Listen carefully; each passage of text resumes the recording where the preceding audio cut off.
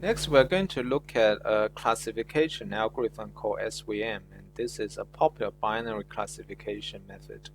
Prior to deep learning, this is like the previous like rock star before deep learning. 20 years ago, a lot of methods use SVM to as the main algorithm. So the idea is that if you have two groups of data, like the blue and then the purple here, you want to find a line that separates them.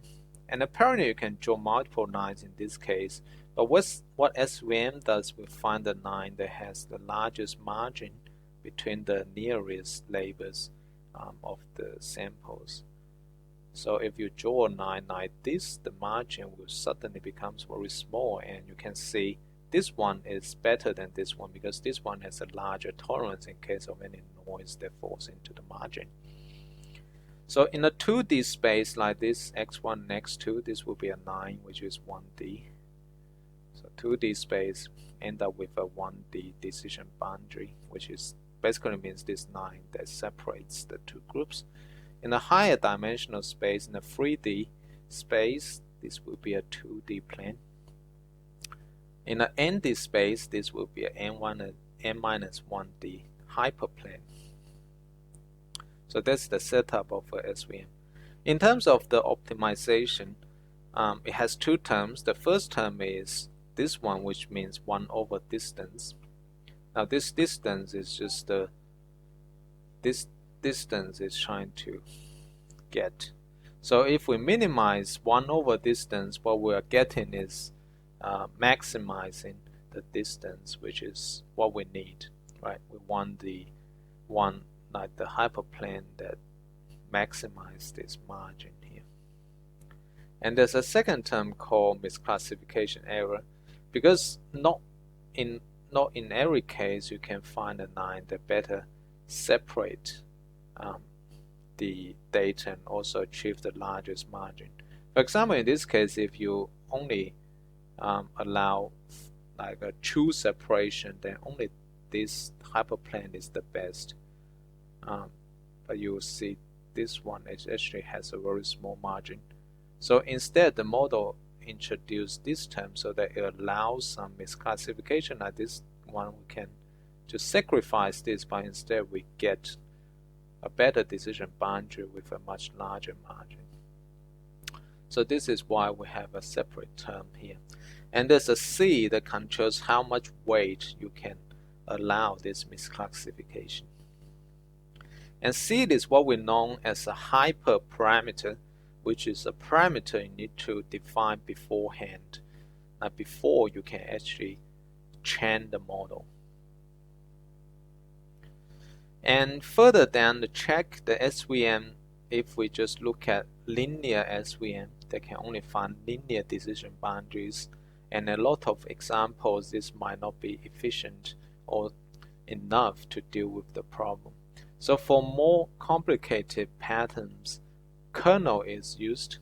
So kernel is another big category of methods, so don't worry about the term. What it means is just that you can, just similar to that previous base functions, you can add base functions of nonlinearity to linear functions so that it becomes a nonlinear function. So kernels are things that you can map a low dimensional space into a high dimensional space, so that in the high dimensional space it can be linearly separable. So imagine we got some data here. This is not linearly separable, but we can apply what's known as a Gaussian function, sometimes called radial basis functions, RBF. And if we map the data to that function, what we get is a linearly separable case in that dimensional space, and we can separate that in that dimensional space. And if we map this decision boundary back into the original space, what we get is a non-linear decision boundary. Okay, the reason it's called Gaussian kernel is it's similar to the Gaussian distribution we're looking at here. This is a Gaussian distribution, this is the Gaussian kernel. Again, there's another hyperparameter gamma that we need to optimize. So how do we figure out what's the optimal C for that regularization term and also the optimal gamma here? And we can use cross-validation to figure them out, because cross-validation evaluates the full pipeline of like a model training process, and you can use that to find what's the optimal C and gamma here. Okay, recall we have the C and gamma, so what we can do is that for given C and gamma, we can just do cross-validation, and it ends up with like here is 5-fold cross-validation, so we end up with 5 performances, 5 models, and then we can get an average of that. We can plot this number back.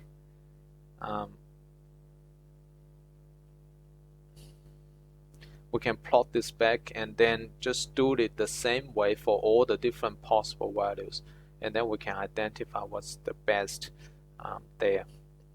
In this case, when C is equal to 2 to the power of 7, and by the way, this is usually done in a linear way for a core search, and then you can do a finer grid search on near that optimal number that you found.